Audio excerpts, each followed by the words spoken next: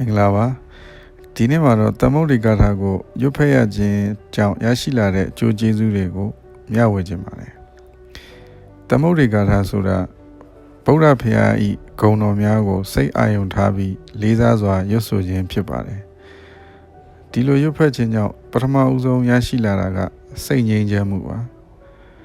စိတ်ပူပန်မှုတွေလျော့နည်းလာပြီးစိတ်ကိုတည်ငြိမ်စေပါတယ်ဒုတိယအနေနဲ့ဗုဒ္ဓဘာသာအပေါ်တရားယုံကြည်မှုပုံမခိုင်မာလာစေပါတယ်ဗုဒ္ဓဘုရား၏ဂုဏ်တော်များကိုအမြဲမမိနေခြင်းကမကောင်းတဲ့အတွေ့အကြုံကိုတဖြည်းဖြည်းလျော့နေစေပါတယ်တတိယအနေနဲ့သမုဒ္ဒိကာထာရွတ်ဖတ်ခြင်းဟာစိတ်ဝါစကာယသုံးပါးတန့်ရှင်းစေတဲ့အလွန်ကောင်းမြတ်တဲ့ကုသိုလ်တစ်ရပ်ဖြစ်ပါတယ်ဒါအပြင်စိတ်အားတင်းစေပြီးကြောက်ရွံ့မှုတွေလျော့နေလာကနေ့စဉ်ဘဝကိုပို့ပြီးယုံကြည်မှုနဲ့ရင်ဆိုင်နိုင်စေပါတယ်စာတကြောင်းချင်းအာယုံစိုက်ပြီးရွတ်ဖတ်ရတဲ့အတွက်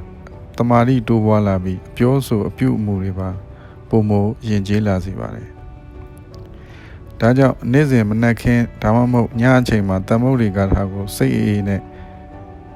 ရွတ်ဖတ်တဲ့အကျင့်ရှိအောင်လုပ်ပေးပါစိတ်ငြိမ်းချမ်းမှုဆိုတာဘဝတစ်လျှောက်မှာအမြဲလိုအပ်တဲ့ဘုဒ္ဓံဆုံးအရာတစ်ခုဖြစ်ပါတယ်